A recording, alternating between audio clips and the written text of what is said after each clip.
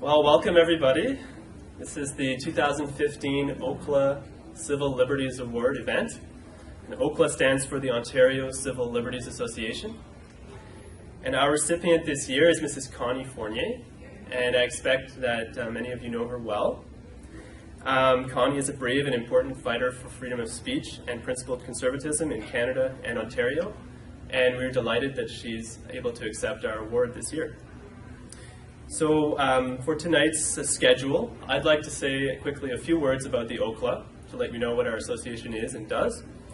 And then we'll hear from Connie's husband, Mark, who will say a few words, and her brother, Clayton, as well, who's right behind Connie.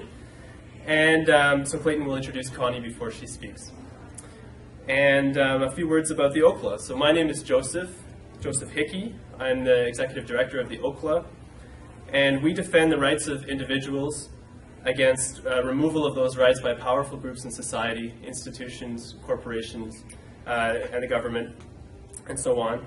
And we see ourselves as being part of the movement to push society back towards more democracy and away from greater control by elite power and a more hierarchical society. So we're trying to push things in the other way. And the way that we do that is by defending individuals who come into conflict with powerful groups in relation to their civil liberties, especially in relation to freedom of speech. And so the OCLA formed almost 3 years ago. We had our launch in January 2013, and since then we've worked on a range of rights and freedoms issues. And just to give you the flavor of what we do, we've spoken out about the systemic bias in the court system against self-represented litigants. Those are people who cannot afford a lawyer or who choose not to have a lawyer. And the courts are really biased against people in that category, and it's become a crisis in Ontario, in fact. We've criticized the University of Ottawa's decision to fund a private lawsuit against a defamation. It's a defamation lawsuit, and it's against a critic of that university. The U of O spent over $1 million on lawyers to sue a former professor who wrote blogs critical of the university, and one of the professors at the university. And so that kind of action by an institution puts a chill on freedom of speech that harms everyone. And we oppose the existence of hate speech laws in the criminal code. These are crimes of thought and expression and crimes of ideas. And so people should be free to express love and hate and all the emotions. And you can't predict how one's expression of opinions or points of view or emotions are going to stimulate emotions in other people. That's not something that should be outlawed or that we should try to outlaw with criminal provisions and punishments like jail. And just one last point, we've put out position papers calling for the abolition or the deep transformation of defamation law in Ontario. And we've also put out a paper opposing the institutional bias against pro-life activists in Ontario. And of course we organize public events about civil liberties like this one. And so just to conclude, on freedom of speech, people who have controversial opinions and who say things that are seen in society by some groups as being unacceptable are valuable elements in society. This is what we believe.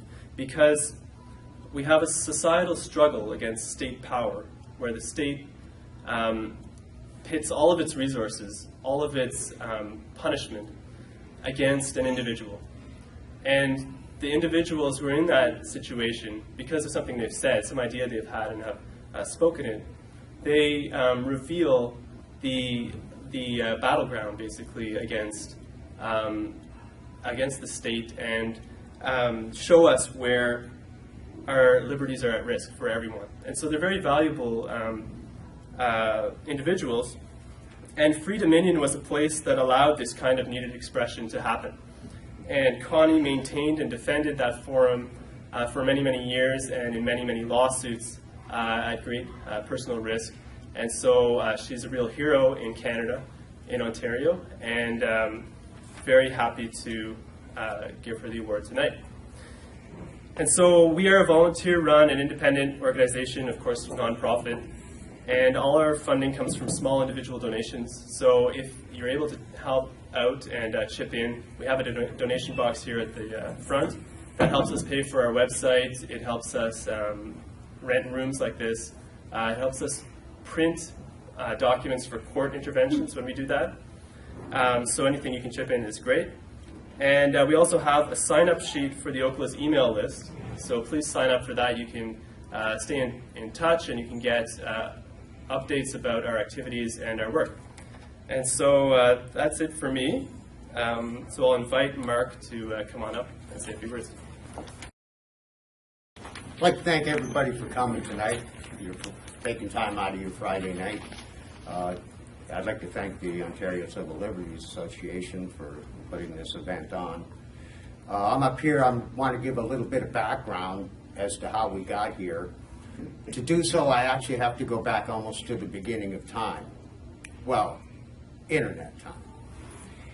It was back in 2000 when Connie and I met. At that point in the internet was really in its infancy. I just went to the Wayback Machine today as research before I came here and looked at CNN from 2000. At that point, they were one of the cutting edge sites, the big money sites. Everything was text, and they had just gotten the technology to put up pictures. So that's how far the net wasn't developed at that time. There was no Facebook, no social media, blogs hadn't been created yet. It was really, everything was primitive.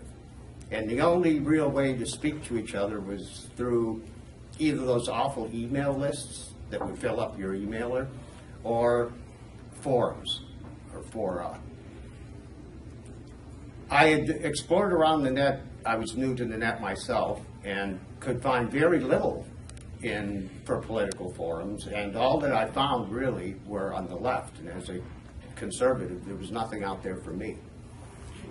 I eventually stumbled across a site via Matt Drudge called Free Republic in the States, and it was a conservative news discussion board, and I walked in and I couldn't believe my eyes. There were people in there back then. This was, the late 90s really when I first discovered Free Republic. And political correctness was almost at its peak there. It was nightmarish, although it's making another rise now. And there were people walking around in there, well, typing around in there, and they were using the political F word, freedom. And they were just throwing that word around, and they were doing it without the filter of political correctness, and I was impressed. I was in awe. And I moved in. I loved it so much, I was in there every day. I was writing, I was reading, I was learning. I spent 2 years there, and I watched what they were doing and why it worked. And it wasn't just the political philosophy, which I find to be eminently defendable, but it was the way that Jim Robinson ran the site. And for 2 years, I sat there saying to myself, why doesn't somebody do something like this for Canada? So after 2 years, this new sign-up, Connie, comes in. She spends 2 weeks and says, well, let's start one of these for Canada. So we did. And there were a handful of us only, and we were mostly at the beginning talking to ourselves, but we were Canadian-based. A bunch of American freepers, they were called, came up and registered on our new site to give us a little boost. But the hardcore of us, there were only 10 or a dozen of us. But we kept at it, and word spread. There were some other small conservative sites at the time, but we bored them. And they either gave up or they joined us. And eventually we were the only site of its kind in Canada. And we were doing well. And we were very welcome in Ottawa. A lot of members of Parliament knew who we were. The media started learning about us. We were liked. And this went on. We grew and grew and became more and more widely known. We wrote a lot ourselves. Between us, we probably have 25,000 posts up on Free Dominion.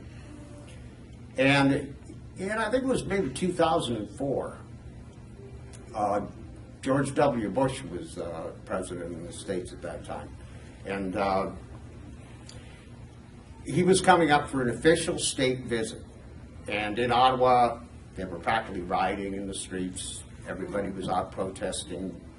But the Conservative Party Committee Alliance approached us and asked us if we could arrange to have a more friendly welcome to Canada's President of Canada's strongest ally, the United States. So we did so. And the President landed in the International Airport in Ottawa. The airport had been emptied. There were no cars, no people. It was just completely covered with military people when Air Force One landed. All flights were grounded. The only civilians that I know of that were allowed within that security perimeter were Connie and I and about 30 people that we handpicked to come with us. And we waved flags and waved hello, and the President passed about 15 feet from us in his limo, and he gave us a thumbs up, and he went into Parliament Hill there, and he was in a media scrum, and he said he'd like to thank the people who waved a welcome to him with all 5 fingers. And that little quip actually went international. But then things changed. And it wasn't us who changed. The website began to be overrun by what's called trolls. And we thought, well, we're raising controversial subjects, so people would probably see to come in and argue against our point. It wasn't until years later, going back through the website, I made a timeline. We needed it for research for our court cases, so I made a timeline of the era of about 2004 to 2007. And once I put it all down in organized fashion, we realized it wasn't just a bunch of people coming in randomly and arguing with us. It was an organized effort. And it was an organized effort not just to counteract our points of view. They wanted to shut us down. Like, trolls will often come in and they'll start fights. Everybody who's been on the net knows what a troll is and knows how they work. But that's all we thought it was. But then we noticed their tactics changed. Like, at one point, Bill C-250 was up, adding gay rights to the Special Canadians Guild. And we were against it. A bunch of trolls came in and started all these threads. I hate homosexuals. I hate this. I hate this. So it populated our active topics page with what appeared to be a lot of very bigoted posts. So a stranger coming in and looking at that would take one look at it and say, what is this place? We took some measures to counteract it, but it was a major problem, particularly in our naivety, that we didn't realize that this was an organized attack on our site. Remember back in 2000, the internet grew to what it is so fast, not with the help of government, but in spite of governments. The government couldn't keep up with it to regulate it, and that's why the internet exploded the way it did. It was out of their hands. To me, to this day, I say the internet is a testament, a monument to what mankind can create when their spirit is set free. And it was set free not by the choice of government, because they had no choice. It was because we outran them. And at that point, the net was freer than it's ever been. There were a lot of small blogs. As the time came up, the blogosphere started. There were more and more ways that people were communicating and organizing. Governments, though, hate and loathe and fear what they can't control. And they were seeing the people had never been given this kind of freedom before, and they were starting to learn how to use it. For good or ill, none of us would have ever heard the name Monica Lewinsky if it were not for the internet. That would have been buried by the mainstream media. And that was one of the big first examples of the people, citizen reporting, where word was gotten out around the gatekeepers of the mainstream media. So in that atmosphere,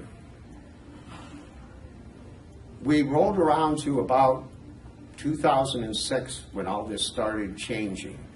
To get back to the issue of when we welcomed George Bush, for us to get inside that security cordon, we had to have been cleared by the RCMP, Hill Security, probably CSIS if they were around then, certainly the Secret Service. We were cleared by both of them, and we were entrusted not only to be within that security cordon, but to bring 30 people that we chose and we vouched for. And they trusted us to do that. But then in about 2006, something changed. And it wasn't us. We were consistent. We've always been consistent. That's when the worm turned, and it turned against us. And I think this would be a good time for Connie to take it from here. That was the background. We're here really tonight to acknowledge what Connie has done and the work that she has done for freedom. And she's close to unparalleled, I believe, in this country. As a point of disclosure, I'm going to say nice things about Connie because she's my wife, so obviously I have motivations to do so. But in this case, it's a very easy thing to do. But rather than my words, I would like to use the words of Member of Parliament Morris Vellacott, who gave Connie the Queen's Diamond Jubilee Award for her work for freedom. And he said, Connie has been on the front lines of the battle to preserve fundamental freedoms in Canada. She has also been outspoken for the right to life. She has defended her constitutional freedom of speech in court at great cost and with risk of imprisonment hanging over her head. Her reputation has been smeared. Through it all, she has stood tall and defended freedom for all Canadians. And I'm proud to say, you're my wife, and I'm your partner. I'm Clayton Garret. For those of you who don't know, I'm Connie's brother. And I was asked to say a few words just as an introduction for Connie to come up here. Actually, specifically, she asked me to roast her. But I'm afraid I'm going to have to disappoint you on that, Con. I don't feel that that would be the best use of this opportunity. So instead, I'm going to tell everybody, who she is. Some of you know Connie well, and others, not so well. But I think that who's ever had the pleasure could agree that you're never going to meet someone who's more of a means what she says what she means kind of person. She's a woman of very sound political logic, and by that I mean it's a logic that you can guarantee that it will apply in every issue that she fights without a flaw.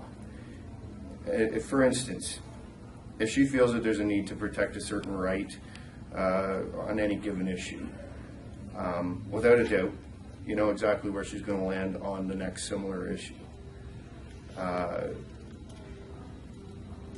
She's, and you can set your watch by that. And that's a rare quality in the world of politics and activism. She's a unicorn of that realm. And, a place where compromising political logic for the sake of politicking is all too often the order of the day there. Now, I remember back in my 20s when I first began an interest in developing some sort of political identity. My sister was always there with a discussion. And Connie has this unique ability to allow others to have opinions. Even if she strongly disagrees with your politics, it's just not personal for her. An opposing point of view was never a threat to her own point of view. It only served to challenge it. But however impersonal, in a debate she may be, there's been many who've gone up against her and realized that once it was over, they've had a pretty good fight. And the fight, there's been a lot of that over the last few years. She's worked tirelessly and diligently over the last few years in the courtroom and on the picket lines, as you're all aware, to basically slow and stop the erosion of people's rights to be heard in this country. And that's all people's right to be heard. See, folks that we all agree with, and the ones that we all wish would just shut the hell up. It's all the same to her. She feels if we are complacent in letting people that we disagree with be silenced, that it only aids in our own eventual collective censorship. And her efforts in exacting change in Section 13 in the Human Rights Act, resulting in the end of the abuses of that section that allowed disruption of free speech on the internet, and her activism and against Bill C-51 would attest to that. Now tonight, I'm proud to say that she will be recognized by the Ontario Civil Liberties Association for all that she's been doing so quietly and largely up until now without a lot of notice. But her battles have been benefit to all of us.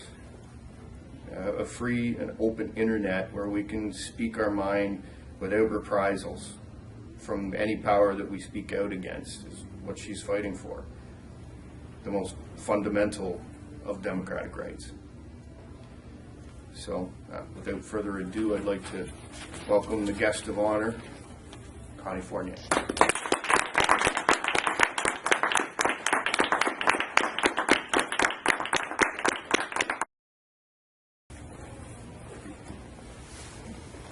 Well, thank you very much to OCLA for this award.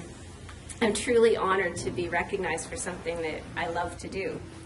And thank you also to every one of you who came here tonight. It's really nice of you to spend your Friday night thinking about weighty political issues instead of doing the other things that I'm sure you'd like to be doing tonight. So lawyers and politicians, that's been the story of our lives for the past few years. And it reminds me of a story that I heard. God decided to take the devil to court and settle their differences once and for all. And when Satan heard this, he laughed and he said, "Where do you think you're going to find a lawyer?" Well, I never can resist a good lawyer joke. Now, our own lawyer is a saint of a woman. She's just the greatest. But we've had our share of lawyers and politicians in the past few years, and most of the time it has been not a pleasant experience. The problem is that when we started Free Dominion almost 15 years ago, we provided a place for ordinary Canadians to express their political opinions in a very public way.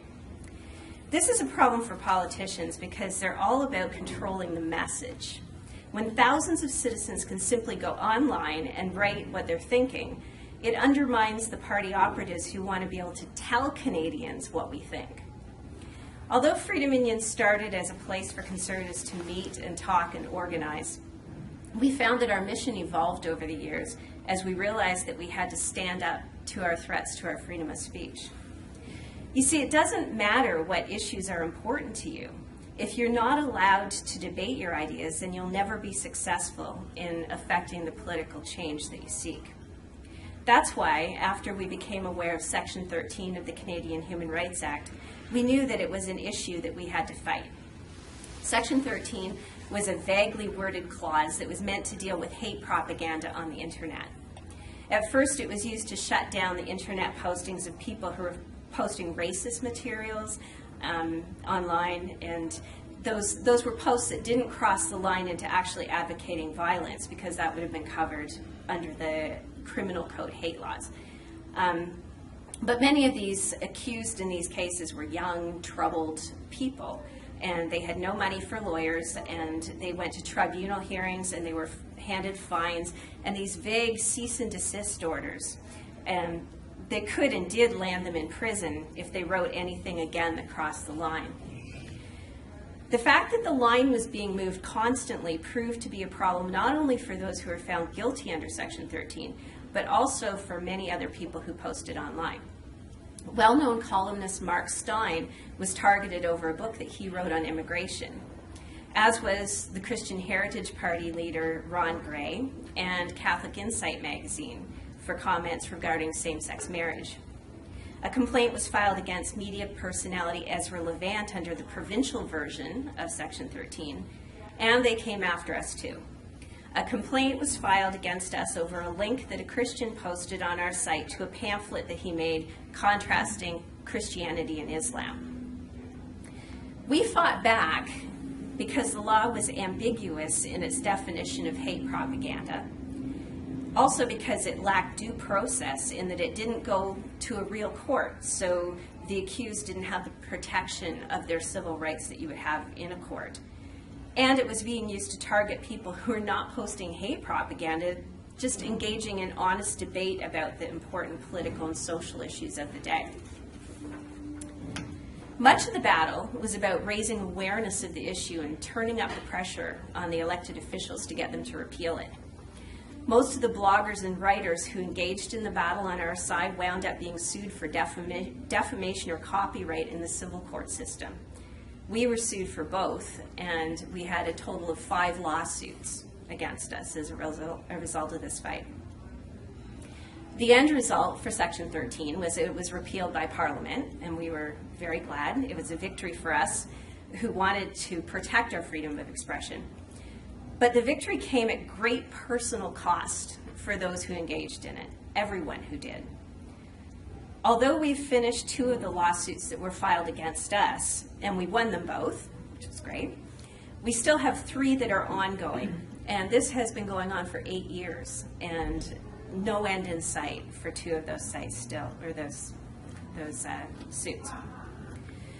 But given what we've been through in the Section 13 battle, we became really vigilant about legislation that was to be introduced that would affect the internet. When the government started introducing legislation that would allow them to access private information of Canadians without a warrant, alarm bells started to go off with us. Even though the legislation was first introduced as a proposed solution to combat child pornography, our experience told us that there was a grave danger that the privacy rights of innocent Canadians would be in danger if we lost the safeguard of a judicial warrant.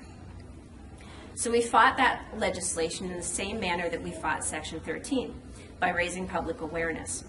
We were happy to see that the bill was withdrawn from Parliament after a major public outcry. Unfortunately, many of the aspects of that bill were reintroduced in another bill that was supposed to combat cyberbullying. And although we again protested it, it was passed and became law. But by far the biggest legislative threat to our freedom and privacy has come from the Anti-Terrorism Act of 2015, Bill C-51. The bill introduced many new powers to the government without adding safeguards to protect innocent Canadians. Like Section 13, the wording was vague, the definition of terrorist was too broad, and the prospect of it being expanded to catch up people who were simply protesting or expressing an opposing view of the government was too likely for many privacy experts.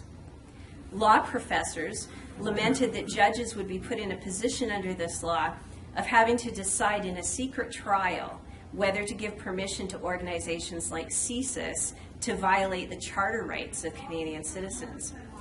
Judges could order that you hack into your neighbor's website and take it down, or that CSIS could start a cyber campaign to destroy your reputation. And you might never know that this case ever took place because it would all be in secret. So you couldn't appeal it either. The latitude given by the law for those rights violations is so wide that they actually felt it necessary to specify that they're not allowed to rape us or kill us. So as you can imagine, that leaves a frightening amount of nefarious things on the table when they take those 2 things off. And in addition, the law allows for massive, unlimited, and unsupervised information sharing between government departments with the creation of databases of information on you and me, even if we've never had so much of as a speeding ticket. Well, I'm sure I sounded like a broken record over the past few months as I fought so hard to oppose Bill C-51. I had the opportunity to be part of a Protect Our Privacy coalition that spoke to the Justice Committee on Parliament Hill, and we urged them to amend the bill to protect innocent citizens.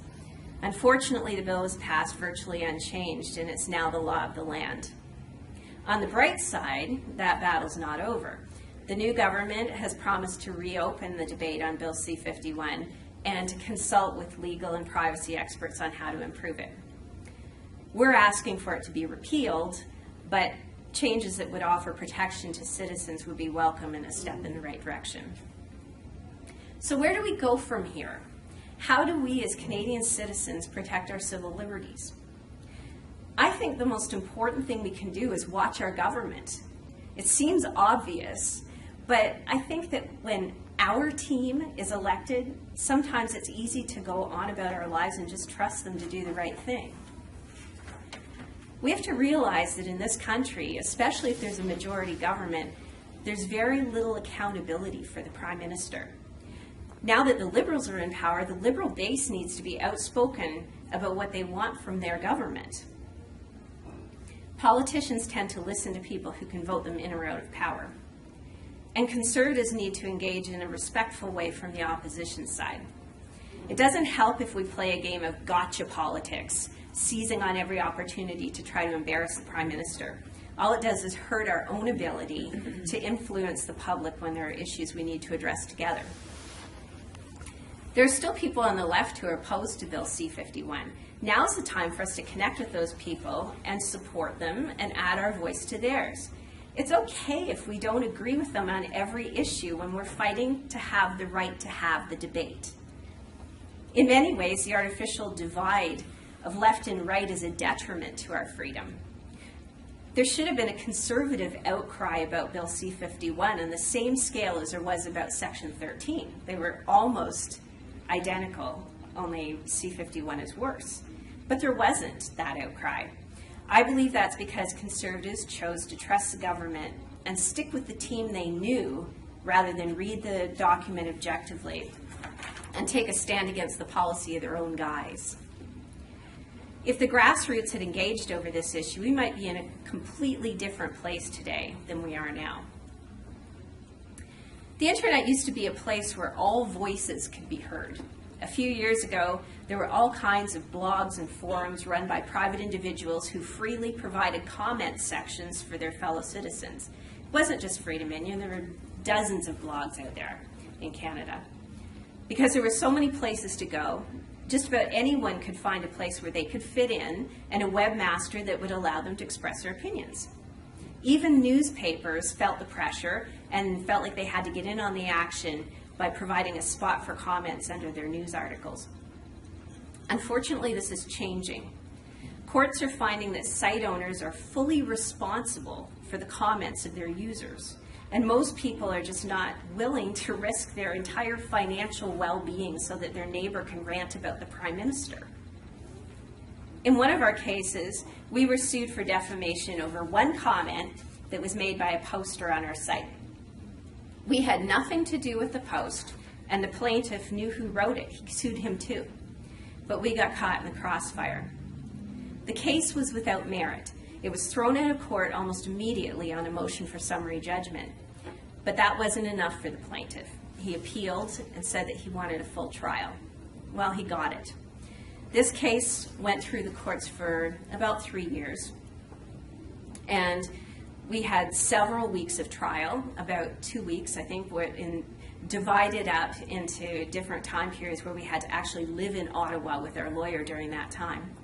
And the court required us to hire an expert witness in that case as well. And so it was finally over, and when it was over, we won. And so this was the second time we won. We'd already won on a motion for summary judgment. We won again, but the court chose to give us absolutely nothing for our costs. So we had gone through all of that and all of the expenses for our own lawyer and everything, and we got nothing.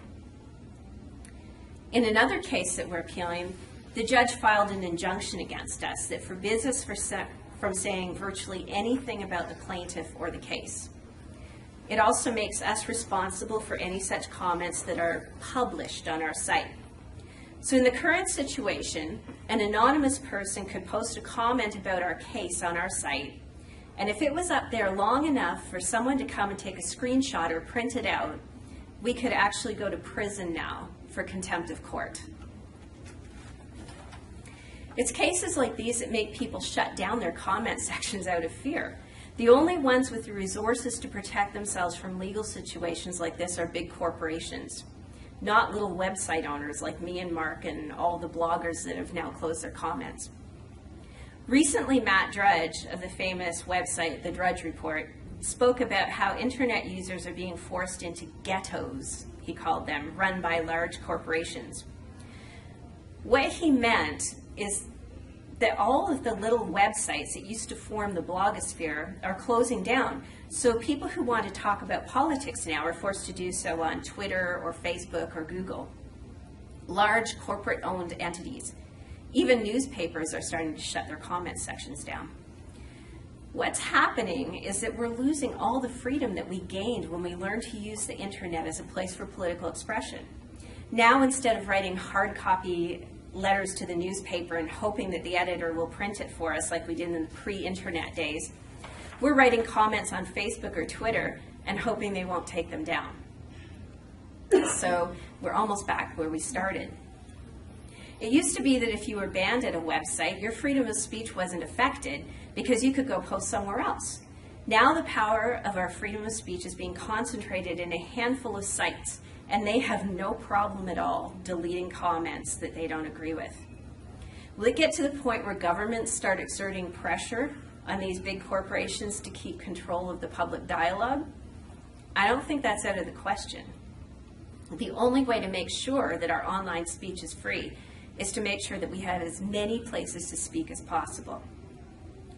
So in conclusion, we really do have a need for organizations like the Ontario Civil Liberties Association. Our civil liberties are at risk, and we need the ability to work together to protect them. Umbrella organizations that enable the left and right to work together for liberty are absolutely what we need at this moment. Our freedom of speech, our privacy, our freedom of association are incredibly valuable. We just acknowledged Remembrance Day, where we honored the people who gave everything to protect those rights. Now's the time for us to take up the torch and make sure that we keep them. Thankfully, we're not required to stand up to enemy gunfire like our fathers and grandfathers were. All we have to do is stand, pay attention, and stand. That's the least we can do for the sake of our nation.